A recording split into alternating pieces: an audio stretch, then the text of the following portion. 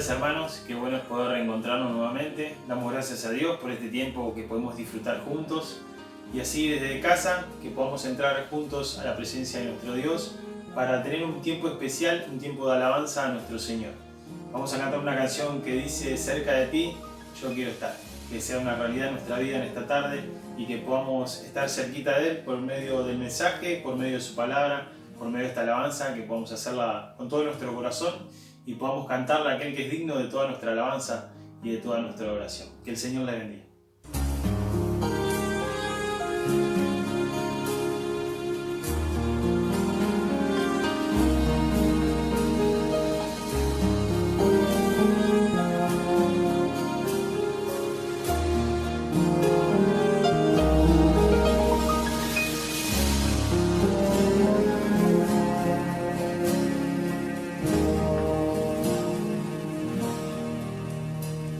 Cerca de ti yo quiero estar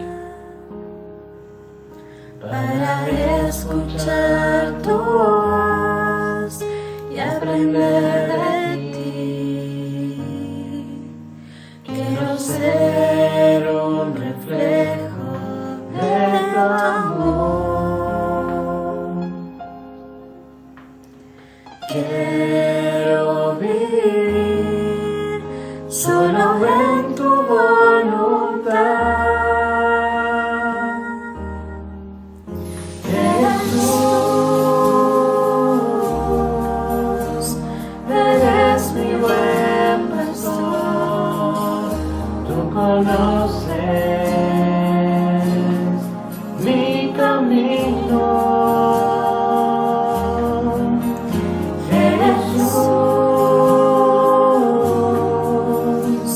Puedo confiar en ti, oh mi Dios, me rindo.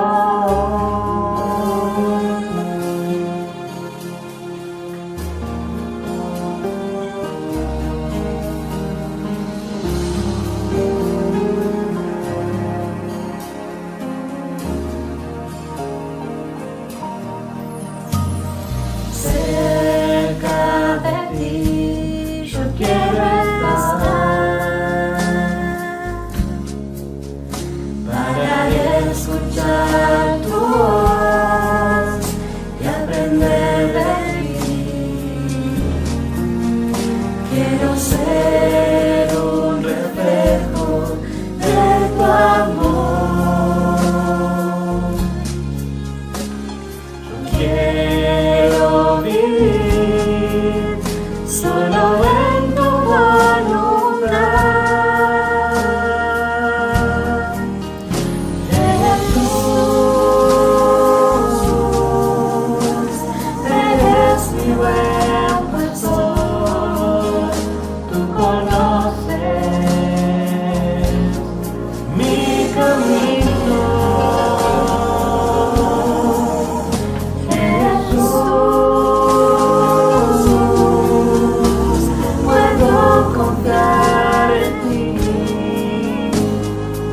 Oh mi Dios, me rindo. Jesús, eres mi buen pastor. Tú conoces mi camino.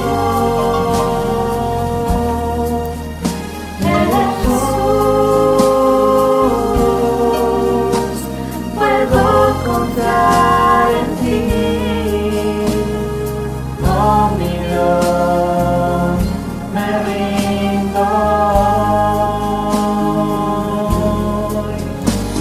Jesús, eres mi buen pastor. Tú conoces mi camino.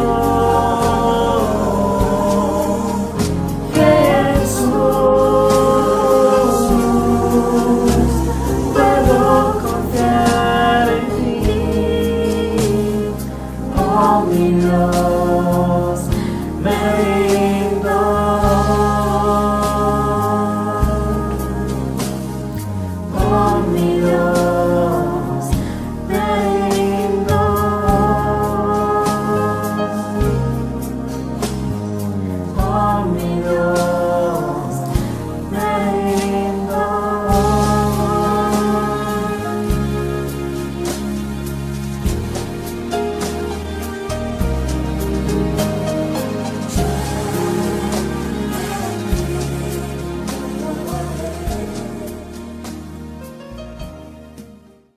tal, queridos hermanos? Tengan ustedes muy buenas tardes. Es un placer enorme para mí compartir la palabra de Dios a través de este medio, a través de este canal y llevar un sabio consejo para nuestras vidas. El Señor habla a través de su palabra y qué bueno que nosotros la podamos escuchar y la sepamos escuchar y sobre todas las cosas obedecerla. Y en este tiempo tan especial, en este tiempo de cuarentena, de pandemia, que nos obliga a estar mayormente encerrados en nuestras casas, qué bueno es compartir la palabra de Dios. Los martes, los jueves, los viernes, los domingos. Y qué bueno es también recordar al Señor a través de este medio, lo que Él hizo por cada uno de nosotros. Quisiera ahí invitarlo ahí a 2 Crónicas, capítulo 10, versículo 1. Vamos a hablar de un rey, del hijo de Salomón. Después de que terminó el reinado de Salomón, vino su hijo Roboam y reinó sobre Israel. Y ahí hay una historia importante de Roboam, donde vamos a sacar 5 puntitos. Si nos alcanza el tiempo, si no, vamos a llegar hasta donde podamos. Dice 2 Crónicas capítulo 10 versículo 1, si ustedes me quieren acompañar ahí con sus Biblias en sus casas. Dice: Roboam fue a Siquem porque en Siquem se había reunido todo Israel para hacerlo rey. Y cuando oyó Jeroboam, hijo de Nabat, el cual estaba en Egipto, a donde había huido a causa del rey Salomón, volvió de Egipto. Y enviaron y le llamaron. Vino pues Jeroboam y todo Israel y hablaron a Roboam diciendo: Tu padre agravó nuestro yugo, ahora alivia algo de la dura servidumbre y del pesado yugo con que tu padre nos apremió, y te serviremos. Versículo 6. Entonces el rey Roboam tomó consejo con los ancianos que habían estado delante de Salomón su padre cuando vivía y les dijo: ¿Cómo aconsejáis vosotros que responda a este pueblo? Ellos le contestaron diciendo: si tú te condujeres humanamente con este pueblo y le agradares, y les hablares buenas palabras, ellos te servirán siempre. Mas él, dejando el consejo que le dieron los ancianos, tomó consejos con los jóvenes que se habían criado con él y que estaban a su servicio. Versículo 9. Y les dijo: ¿Qué aconsejáis vosotros que respondamos a este pueblo que me ha hablado diciendo: alivia algo del yugo que tu padre puso sobre nosotros? Entonces los jóvenes que se habían criado con él le contestaron: Así dirás al pueblo que te ha hablado diciendo: tu padre agravó nuestro yugo, mas tú disminuye nuestra carga. Así le dirás: mi dedo más pequeño es más grueso que los lomos de mi padre. Así que si mi padre os cargó de yugo pesado, yo añadiré a vuestro yugo. Mi padre os castigó con azotes y yo con escorpiones. Versículo 12. Vino pues Jeroboam con todo el pueblo a Roboam al tercer día, según el rey les había mandado, diciendo: volvé a mí de aquí a 3 días. Y el rey le respondió ásperamente, pues dejó el rey Roboam el consejo de los ancianos, y les habló conforme al consejo de los jóvenes, diciendo: mi padre hizo pesado vuestro yugo, pero yo añadiré a vuestro yugo. Mi padre os castigó con azotes, mas yo con escorpiones. Versículo 15. Y no escuchó el rey al pueblo, porque la causa era de Dios, para que Jehová cumpliera la palabra que había hablado por ahí a Silonita, a Jeroboam hijo de Nabat. Versículo 18. Y envió luego el rey Roboam a Adorán, que tenía cargo de los tributos, pero le apiedraron los hijos de Israel, y murió. Entonces se apresuró el rey Roboam, y subiendo en su carro huyó a Jerusalén. Hermano querido, qué historia, ¿no? Una historia que tiene consejos de un lado y del otro. Pero este rey tomó justamente el consejo malo. Antes de seguir con compartiendo la palabra de Dios, quiero decirle que no se distraigan. Por ahí se van a escuchar ladridos de perro, ruidos a auto. Es normal. Digamos, no puede salir todo perfecto porque no estamos en un estudio de grabación. Se sienten las voces, los sonidos de afuera, los perros, y les quiero pedir que no se desconcentren, que estemos atentos a la palabra de Dios. Leíamos aquí en este relato, para seguir, decía que Roboam se fue a Siquem para ser consagrado rey. Dice que Siquem quedaba a 50 kilómetros al norte de Jerusalén. Y dice que fue ahí porque quería tener buena relación con los representantes del reino del norte. Y dice que los reinos del norte, los 10 representantes del reino del norte estaban allí presentes para consagrarlo rey a Roboam. Y dice que después de todo esto, dice que le dice en el versículo 4, dice que el pueblo le habló y le dice en el versículo 4, tu padre agravó nuestro yugo. Ahora alivia algo de la dura servidumbre y del pesado yugo con que tu padre nos apremió, y te serviremos. ¿Qué es del pesado yugo que habla aquí el pueblo de Israel? Dice que tenemos que recorrer un poquito la historia y volver al reinado de Salomón. Dice que Salomón había levantado una leva obligatoria en todo Israel. ¿Y qué era una leva? Dice que era unir un grupo de personas, reclutar un grupo de personas para que hagan diferentes trabajos en todo Israel. Y dice que también podía ser que el yugo era pesado porque los impuestos eran demasiado excesivos en Israel. Y le voy a dar un ejemplo para que nosotros nos podamos meter en la historia y nosotros lo podamos entender mejor. Porque la palabra de Dios cuando habla es clara. Dice que Salomón tenía 30.000 trabajadores que iban al Líbano y se ocupaban de la tala de árboles, de preparar madera para todos los proyectos que planificaba Salomón y tenía Salomón. Pero ¿qué pasaba? De esos 30.000 armaba grupo de 10.000 y todos los meses iban cambiando. Entonces esos 10.000 israelitas, al cambiar, dice que trabajaban 4 meses al año. Y eso le parecía pesado al pueblo de Israel porque era como un decreto del rey, era como una obligación hacer esos trabajos.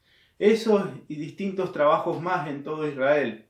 Y dice que también tenía 12 gobernadores Salomón, de los cuales una vez al año un gobernador tenía que abastecer al rey y a su casa. Y yo les comentaba que los impuestos podían ser bastante excesivos, porque cada uno de esos gobernadores tenía que juntar para servir al rey por un mes. Y eso no le gustaba nada al pueblo de Israel. Entonces le parecía un yugo pesado. Le parecía demasiada carga para ellos. Y dice que el pueblo se le presentó y le planteó esta situación. Y dice que Roboam tomó consejo de los ancianos que habían estado cerca del padre. Y dice que los ancianos le contestaron, conducite humanamente con este pueblo, agradale, y ellos te servirán en todo. Pero dice que Roboam también tomó consejo de los jóvenes que se habían criado con él. Y estos jóvenes le dijeron, mirá, tenés que ser más duro con este pueblo. Si tu padre los cargó, tú le tienes que dar más carga, más trabajo. Si tu padre los castigó con azotes, tú castigalo con escorpiones. Así dice que fue el consejo de los jóvenes. Y después de eso dice que Roboam los citó que vengan dentro de 3 días. Y dice que el pueblo regresó con Jeroboam. Y dice que el rey fue muy áspero lo que le respondió. Dice que tuvo la respuesta de los jóvenes. Siguió el consejo de los jóvenes. Y el pueblo dice que se le rebeló. Dice que después de todo esto, ahí en el versículo 18 decía: y envió luego el rey Roboam a Adorán, que tenía cargo de los tributos, pero le apedrearon los hijos de Israel y murió. Entonces se apresuró el rey Roboam y subiendo en su carro huyó a Jerusalén. Como parte del enojo, el pueblo respondió, hizo notar su enojo. Dice que le mandó al recaudador de impuestos para que le cobrara. Dice que el pueblo estaba tan enojado que le pagó con piedras. Lo apiedró hasta matarlo. Y dice que el versículo 15 dice: y no escuchó el rey al pueblo, porque la causa era de Dios, para que Jehová cumpliera la palabra que había hablado por ahí a Silonita, a Jeroboam, hijo de Nabat. ¿Sabes qué? Este relato cuenta que Dios sabía el consejo que iba a tomar Roboam. ¿Y sabes cuál es el primer punto que vamos a desarrollar en esta tarde? Es seguir sus consejos. Dios nos conoce tanto, nos conoce de antemano Dios a cada uno de nosotros. Y sabe los consejos que nosotros vamos a tomar y cada decisión que nosotros vamos a tomar. Y a veces le duele tanto a Dios cuando erramos y no seguimos sus consejos. Mirá, hermano, a veces actuamos igual que Roboam. Pedimos consejos a los ancianos de la iglesia, como lo hizo Roboam. Pero salimos de ahí de que el anciano nos dé consejos y nosotros, perdónenme la expresión, no hacemos el gol en contra. Porque no ponemos en práctica nada de lo que nos dijeron los ancianos ni de lo que nos aconsejaron. Y actuamos igual que Roboam. Y saber, hermano querido, que Dios tiene muchas formas de aconsejarnos. A través de los ancianos, a través de los hermanos de la iglesia. Y también nosotros somos tan duritos a veces que a veces nosotros tomamos consejos de afuera. Que nos parecen más sanos y oportunos que los de Dios. Gente que no va a la iglesia, que no son hermanos en Cristo. Pero los consejos de ellos pareciera que a veces son más sabios.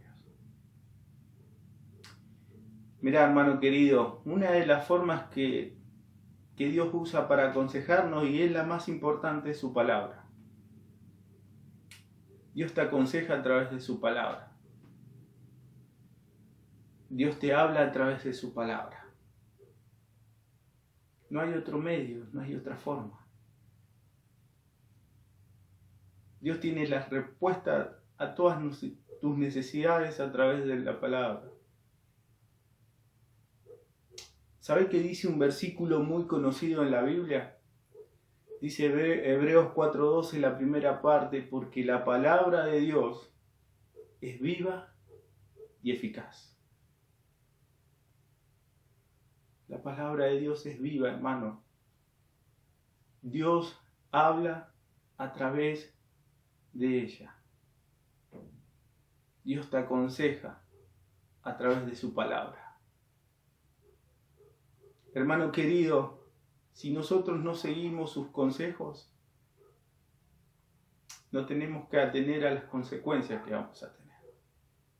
de las malas decisiones que vamos a tomar. La palabra de Dios habla, pero está en nosotros querer escucharla o no. Seguí sus consejos. El primer punto que desarrollamos. No seamos como Roboam. Y seguí sus consejos y sigue el relato. Ahí en el capítulo 11, versículo 1, donde vamos a sacar el segundo punto, dice: Cuando vino Roboam a Jerusalén, reunió de la casa de Judá y de Benjamín a 180.000 hombres escogidos de guerra para pelear contra Israel y hacer volver el reino a Roboam. Mas vino la palabra de Jehová a Semaías, varón de Dios, diciendo: Habla a Roboam, hijo de Salomón, rey de Judá, y a todos los israelitas en Judá y Benjamín, diciéndoles: Así ha dicho Jehová: No subáis ni peleéis contra vuestros hermanos. Vuélvase cada uno a su casa, porque yo he hecho esto. Y ellos oyeron la palabra y se volvieron y no fueron contra Jeroboam. Quería revancha Roboam. Había perdido 10-2, porque habían quedado las 10 tribus del norte por un lado con un rey que era Jeroboam, y él había quedado con la tribu de Judá y de Benjamín. Y dice que cuando llegó a Jerusalén, dice que reunió 180.000 hombres para pelear contra Israel y recuperar el reino. Y vino la palabra de un varón de Dios a un varón de Dios, Semaías. Y dice que le fue y le dijo ese varón de Dios que hable a Roboam y a su ejército, que no suba a pelear, porque él había hecho esto. Y cuenta el relato que ellos oyeron la palabra de Dios y no subieron a pelear. Qué importante es para nosotros no pelear con nuestros hermanos. Y el segundo punto que vamos a desarrollar dice: obedece su palabra. Dice la palabra de Dios ahí en Juan capítulo 13, versículo 34, hablando el Señor Jesús, le dice: en esto conocerán que son mis discípulos, en que tuvieres amor los unos por los otros. ¿Sabe que el Señor aquí te está hablando los suyos? Y el versículo anterior al 35 dice: un nuevo mandamiento os doy, que os améis los unos a los otros. ¿Y sabes qué? Se pone como ejemplo el mismo Señor: como yo os he amado. ¿Y cuántos ejemplos podemos sacar de la palabra de Dios, hermano? Podemos encontrar miles de ejemplos en la palabra de Dios. Dice Gálatas 6:2, Pablo escribiéndole a los Gálatas, dice: sobrellevad los unos las cargas de los otros, y cumplía así la ley de Cristo. Sus pruebas, sus dificultades, sus tentaciones, sus problemas. ¿Sabe qué te dice? Ayúdalo con amor. No lo critiques. Es como si el Señor te está diciendo en todos estos versículos: no peleéis contra vuestros hermanos. Y hay un versículo ahí para que te quede bien claro que es cumplir la ley de Cristo. Está ahí en Romanos 13:10. Acá yo lo tengo escrito, dice: el amor no hace mal al prójimo. Así que el cumplimiento de la ley es el amor. el amor no hace mal al prójimo. Así que el cumplimiento de la ley es el amor. Es como si Dios a través de su palabra te está diciendo: no peleéis contra vuestros hermanos. Obedeced su palabra, como lo hicieron estos hermanos, que no subieron a pelear contra Israel, porque Dios había roto el reino. Y lo mismo nos dice a nosotros el Señor, que no peleemos entre nosotros. Es un tiempo donde tenemos que estar más unidos que nunca. Y te doy otro ejemplo ahí en la Biblia. Dice Santiago 5:16: confesad nuestras ofensas unos a otros, orad unos por otros, para que seáis sanados. La oración del justo puede mucho. Lo más importante que tenemos que hacer por nuestros hermanos es orar, los unos por los otros. Mira, hermano, a veces nosotros no comprobamos el poder que tiene la oración, porque no la practicamos. Y Sergio se pone en primer lugar. Te dejo un relato ahí en Hechos 12, del 1 al 19, no lo vamos a leer por amor al tiempo, del rey Herodes, cuando a Jacobo da muerte y a Pedro lo encarcela. Dice ahí el relato, dice que la iglesia hacía oración sin cesar por él. Y si conocés esa historia y sabés el final, dice que Pedro fue liberado de una manera muy especial por Dios.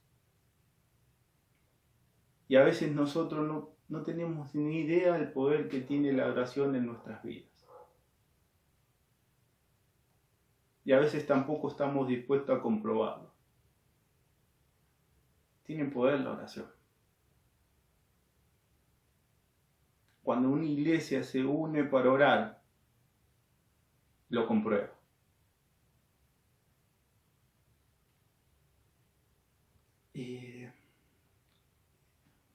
Mirá, hermano querido, para ir terminando este segundo punto, dice que seguí el consejo de estos hermanos, puse acá en un borrador, que no solo oyeron la palabra de Dios, sino que también la obedecieron. Dice que cuando vino esa palabra de Dios, dice que se fueron cada uno a su casa y no subieron a pelear contra sus hermanos. El primer punto era seguir sus consejos. El segundo punto, obedecer su palabra. Y era como si te decía el Señor: no peleéis contra vuestros hermanos. Obedecí mi palabra. El amor va a hacer que nosotros soportemos a nuestros hermanos. Seguí sus consejos, obedece tu palabra, pero hay 5 puntos para desarrollar. Pero si no lo terminamos hoy, lo vamos a terminar en otro momento, que nos podamos ver a través de este canal. Dice el tercer punto que vamos a desarrollar, dice el versículo 13: y los sacerdotes y levitas que estaban en todo Israel se juntaron a él desde todos los lugares donde vivían, porque los levitas dejaban sus posiciones, dejaban sus ejidos y posiciones y venían a Judá y a Jerusalén, pues Jeroboam y sus hijos los excluyeron del ministerio de Jehová. Y él designó su propio sacerdote para los lugares altos y para los demonios, para los becerros que él había hecho. Tras aquello acudieron también de todas las tribus de Israel los que habían puesto su corazón en buscar a Jehová, Dios de Israel. y vinieron a Jerusalén para ofrecer sacrificios a Jehová, el Dios de sus padres. Así fortalecieron el reino de Judá y confirmaron a Roboam, hijo de Salomón, por 3 años, porque 3 años anduvieron en el camino de David y Salomón. Si vamos un poquito para el reino del norte, dice que el rey de Israel, Jeroboam, el que había quedado con las 10 tribus, se había vuelto un idólatra. Y cuenta ahí el relato ahí en Primera Reyes 12:25 al 31, si no me equivoco. Cuenta que Jeroboam había hecho 2 becerros de oro para que no suban más a adorar a Jerusalén. Y le decía a todo el pueblo: esos 2 becerros son los que te sacaron de la tierra de Egipto. No suban más a Jerusalén a adorar. Jeroboam tenía miedo de perder otra vez el reino en manos de Roboam. Entonces se volvió un idólatra y llevó al pueblo a la idolatría. Pero dice que también que los judíos también tenían 3 fiestas anuales, 3 fiestas al año, la fiesta de los tabernáculos, Pentecostés y la Pascua. Y Jeroboam quiso evitar todo eso, de que el pueblo siguiera subiendo a adorar a Jerusalén. Y dice que los sacerdotes y los ancianos que habían sido sacados de sus puestos que Dios le había otorgado, dice que dejaban todo, sus ejidos, que significa tierra, y sus posiciones, e iban a Jerusalén. Y ahí adoraban a Dios. Pero dice que también el relato cuenta que la gente común, lo que tenían en su corazón el deseo de buscar a Dios, también subían a Jerusalén, dejándolo todo, no importándole nada. Y el tercer punto que vamos a desarrollar en esta tarde es fortalecer la comunión. Hermano querido, ¿qué estamos dispuestos a dejar para fortalecer la comunión entre los hermanos? Mirá, el ejemplo de estos hermanos. Lo dejaban todo, sus tierras, sus posiciones, porque tenían el deseo de buscar a Dios. Nosotros, ¿qué estamos dispuestos a dejar para fortalecer la comunión entre nuestros hermanos? Hermano querido, nuestro orgullo, nuestro egoísmo, nuestros caprichos muchas veces,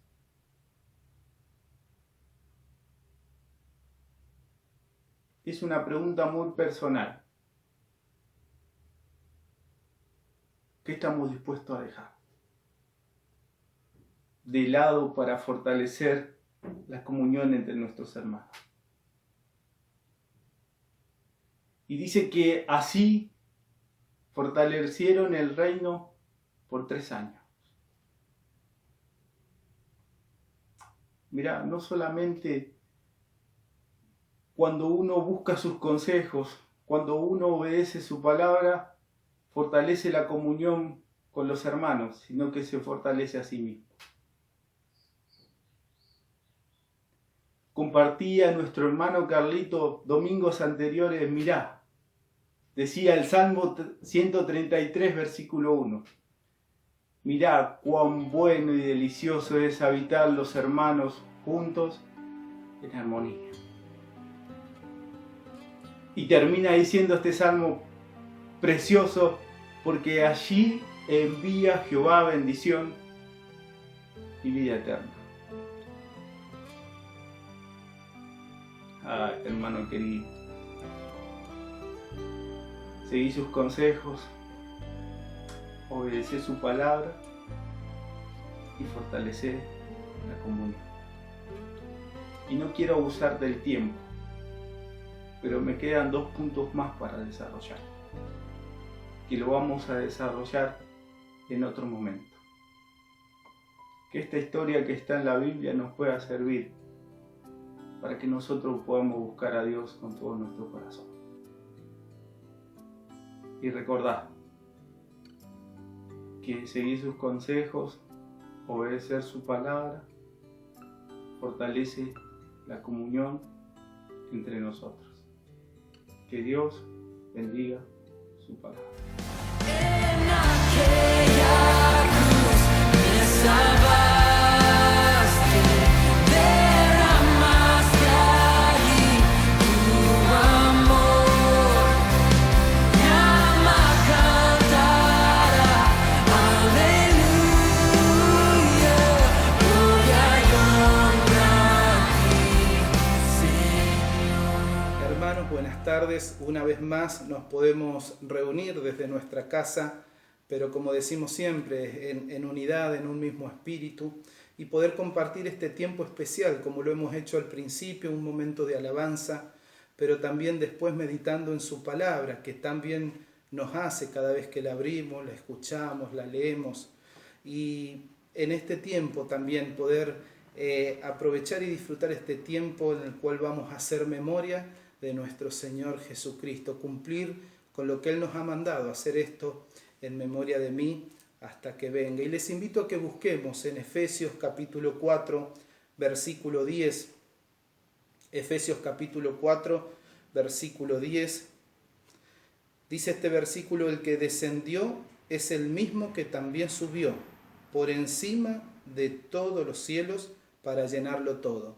Leemos de nuevo Efesios capítulo 4, versículo 10. El que descendió es el mismo que también subió por encima de todos los cielos para llenarlo todo. Ustedes saben que en internet es muy fácil ahora con la tecnología poder buscar diferentes versiones de la Biblia de un pasaje determinado. Y yo buscaba algunas versiones y al principio de este versículo algunas cambiaban la forma de expresar estas palabras, pero en todas encontré esta última parte: para llenarlo todo.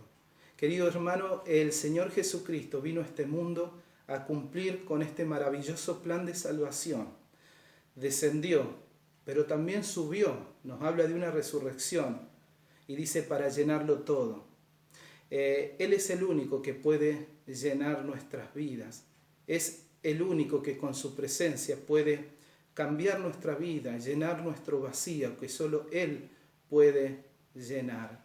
Y meditando en este primer versículo, encontré y quería compartir 3 cosas que nuestro Señor Jesucristo dejó vacía. La primera de ellas vamos a buscar en Lucas capítulo 2, versículo 7. En Lucas capítulo 2, versículo 7. Dice la palabra del Señor: y dio a luz a su hijo primogénito y lo envolvió en pañales, hablando de María, y lo acostó en un pesebre, porque no había lugar para ellos en el mismo. Acá vemos el nacimiento de nuestro Señor Jesucristo, naciendo de una manera tan humilde, la cual no nos podemos imaginar, pero dice la palabra del Señor que ahí nació en un pesebre, ese recipiente de madera que era utilizado para alimentar a los animales, pero fue utilizado para que fuera colocado apenas naciera nuestro Señor Jesucristo, el gran Salvador del mundo. Y la primera cosa que quiero compartir es que el Señor Jesucristo dejó vacío ese pesebre, porque no solo bastaba la obra de nuestro Señor Jesucristo que Él naciera, tenía que crecer, tenía que llegar a ese tiempo en donde iba a morir por cada uno de nosotros. Por lo tanto, el primer lugar que dejó vacío nuestro Señor Jesucristo fue el pesebre. Y cuando veo en esa situación, o me la imagino, veo naciendo el Rey de Reyes en un pesebre, no había lugar para Él en ningún lado. me viene a las palabras de Isaías 53:3 que dice: despreciado y desechado entre los hombres. Despreciado y desechado entre los hombres. Allí nacía el Salvador de este mundo, allí nacía el Salvador de tu vida y de mi vida. Pero era necesario que ese pesebre quede vacío para continuar con la obra de nuestro Señor Jesucristo. Dice Lucas 2:52, Jesús crecía en sabiduría y en estatura. Ese pesebre quedó vacío para poder seguir continuando con el plan de salvación y así poder nosotros ser salvos por la obra de nuestro Señor Jesucristo. Pero hay una segunda cosa que Jesús dejó vacía y yo les invito a que busquemos en Lucas capítulo 23, versículo 50. Lucas capítulo 23, versículos 50 al 53. Dice la palabra del Señor: había un varón llamado José de Arimatea, ciudad de Judea, el cual era miembro del concilio, varón bueno y justo, que también esperaba el reino de Dios y no había consentido en el acuerdo ni en los hechos de ellos. Fue a Pilato y pidió el cuerpo de Jesús. Jesús no solo dejó vacío el pesebre, sino también, querido hermano, Jesús dejó vacía la cruz. Dice que José fue a pedir el cuerpo de nuestro Señor Jesucristo. José era uno de los discípulos secretos de Jesús. Aquella cruz había quedado vacía y este hombre fue a pedir el cuerpo. Este discípulo de Jesús fue a pedir el cuerpo de él. Esto nos habla que Jesús dejó vacía la cruz. No solo era necesario que deje vacío ese pesebre, sino también era necesario que él crezca, pero también que llegue este momento donde iba a ser crucificado, pero también era necesario que deje vacío la cruz. La cruz de Cristo quedó vacía para que cada uno de nosotros podamos allí crucificar, clavar en ella nuestra voluntad, nuestra soberbia, nuestro ego, nuestros planes. Y se me viene a la mente Gálatas 2:20, donde dice: con Cristo estoy juntamente crucificado y ya no vivo yo, mas vive Cristo en mí. Un pesebre vacío, una cruz vacía. Pero por último les invito a que busquemos en Mateo capítulo 28, versículos 5 y 6.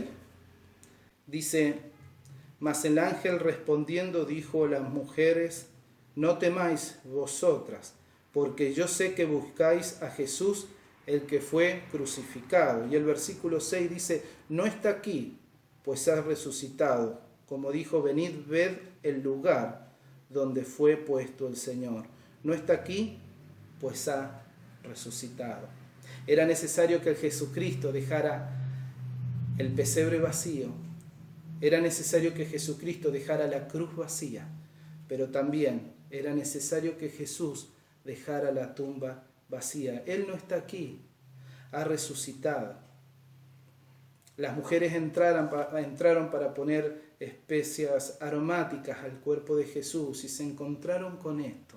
Él ya no estaba allí, había resucitado. Miren, en el mundo hay muchas tumbas famosas, ¿no? Está en Medina, una ciudad de Arabia Saudita, está ubicada la tumba donde están los restos de Mahoma, este profeta árabe que fundó la religión musulmana. En la India está el sepulcro donde están los restos de Buda que hemos escuchado, ¿no? Pero viene a mi mente las palabras de un escritor de su canción que seguramente los adolescentes, los jóvenes, los van a saber a cuál me refiero, pero dice: en la tumba de Mahoma están los huesos de Mahoma, en la tumba de Buda están los huesos de Buda. No hay ídolo que haya resucitado todavía, solo Cristo el tercer día dejó la tumba vacía. Queridos hermanos, este es el privilegio que tenemos, de que sabemos que nuestro Señor Jesucristo resucitó, dejó la tumba vacía. Y porque Él vive, nosotros también viviremos. La tumba vacía nos debe recordar que Jesús está vivo, nos debe recordar que Jesús ha vencido y también nos debe recordar que un día nos iremos con Él porque Él resucitó. Hermanos, es hermoso pensar en esto. El Señor Jesucristo dejó vacío el pesebre, dejó vacío la cruz del Calvario, pero también dejó vacía la tumba porque Él resucitó. Es maravilloso compartir este tiempo en donde vamos a hacer ahora memoria de nuestro Señor Jesucristo, de la muerte de Él en la cruz del Calvario. El pan nos habla de su cuerpo, la copa nos habla de esa sangre derramada por cada uno de nosotros. Pero queridos hermanos, nos debe faltar esto en nuestras oraciones, en nuestra vida, decir gracias Señor, porque no solo la obra fue su muerte, sino que también fue necesario que Él resucite. Y como decíamos recién, porque Él vive, nosotros también viviremos. Yo les invito a que podamos disfrutar de este tiempo, de hacer digna memoria de nuestro Señor Jesucristo. Vamos a orar por el pan. Padre Celestial, gracias por ese cuerpo precioso de nuestro Salvador, nuestro Señor Jesús, que vino a este mundo para morir en la cruz del Calvario por cada uno de nosotros, para que ese cuerpo fuera lastimado, golpeado, maltratado, herido por nuestras rebeliones. El justo muriendo por los injustos, muriendo por cada uno de nosotros. Gracias Señor por esa obra preciosa realizada en la cruz del Calvario. Y ahora participar de este pan, que hagamos digna memoria de ese cuerpo precioso que fue entregado por cada uno de nosotros. Oramos en el nombre del Señor Jesús. Amén. Participamos, hermanos, del pan.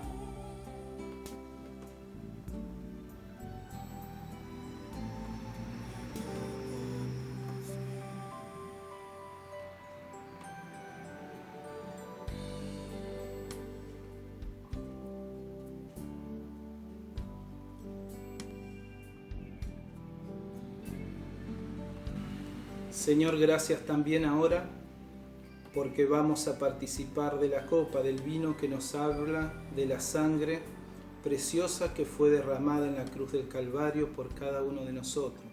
Esa sangre que es la única que puede limpiar nuestros corazones, limpiar nuestros pecados y darnos una nueva vida. Señor, gracias por esa obra tan maravillosa, la cual nadie la ha hecho, solo tú la has hecho por esta humanidad, poder morir por cada uno de nosotros. Señor, te agradecemos que podamos tomar de este vino haciendo digna memoria de lo que es nuestro Señor Jesús. En el nombre del Señor Jesús, amén. Participamos, hermanos, del vino.